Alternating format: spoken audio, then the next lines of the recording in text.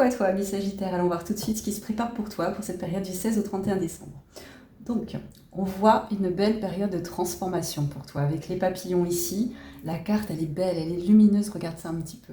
Puis une chenille dans sa chrysalide sur le point de sortir et de très très belles choses, très très colorées, tu vois. Il y a des choses très lumineuses qui vont arriver. Là, j'entends vraiment, enfin, je vois de la couleur dans ta vie. Il y a de la couleur qui arrive. Vraiment très très puissant. Et quand je te dis qui arrive, tu vois, je vois le 4, donc le chiffre de l'incarnation, du terrestre, du matériel, vraiment proprement parler. Et là, on a le 5, une énergie de mouvement, de transformation.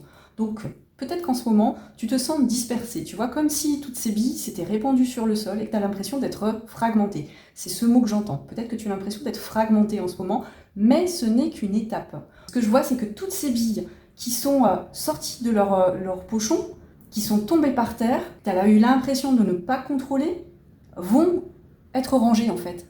Et par toi, une à une, tu vas prendre toutes ces billes qui pour moi sont aux couleurs des chakras. Enfin vraiment, comme si toutes les parts de ton être allaient être réunifiées. C'est très très beau, hein. C'est juste magique. Alors ça peut être une période où tu te sens particulièrement épuisé. Là. On a la carte de l'épuisement, le 9 de bâton. Peut-être que justement cette dispersion dans ce moment, cette transformation dans ce moment, te coûte énormément d'énergie. Mais on te dit, tu vois, au même titre qu'une chenille dans son cocon, là c'est toi, tu vois, épuisé, à bout de force, je te rapproche un peu la carte que tu la vois bien, et puis il y a toute une structure robotique autour. Et là, tu es en train de faire sauter en fait toutes ces murailles qui étaient autour de toi. Et ça peut être épuisant et même douloureux, souffrant, on n'en voit pas le bout, c'est long, c'est fastidieux. Et on te dit pour ça de revenir à toi, pour trouver la lumière dans ce chaos que tu traverses certainement en ce moment, mais un chaos qui est bénéfique. C'est un chaos qui est porteur de sens prochainement pour toi. Donc on te dit de revenir à toi, tu vois, avec ça c'est la carte de l'ermite, de revenir à ce que tu ressens à l'intérieur de toi, à la joie à l'intérieur de toi, pour avoir toutes les compréhensions et pour parfaire cette transformation, de t'isoler un petit peu. Ça peut être une période où tu as besoin d'être seul, tu vois, à boire un petit chocolat chaud, à prendre soin de toi. Parce que là, on a en plus la reine de bâton ici. Et là, pour moi, cette reine de bâton, elle t'indique un petit peu comment prendre soin de toi. Dans cette période fatigante d'introspection, de transformation, de discipline intérieure aussi. Et elle t'invite à remettre de l'amour, de la joie dans ta vie, de l'amour avant tout pour toi-même. Tu vois, elle a un petit plateau ici avec une petite bougie. Alors pour moi, j'y vois, tu vois, dans ces journées d'hiver, des petits chocolats chauds, peut-être même des chocolats de Noël. Enfin, se faire plaisir. Là, j'y vois du plaisir. Faire que dans cette période où justement tu es malmené, apporte-toi de l'amour, apporte-toi de la joie, apporte-toi de la couleur.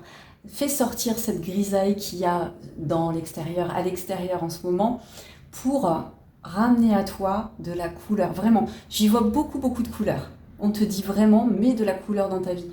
Alors, la couleur en tant que telle, mais de la couleur, ça peut être aussi de la joie, des moments de partage avec d'autres, du rire. Ce qu'on t'invite à faire ici, c'est de faire rayonner ta propre plénitude intérieure.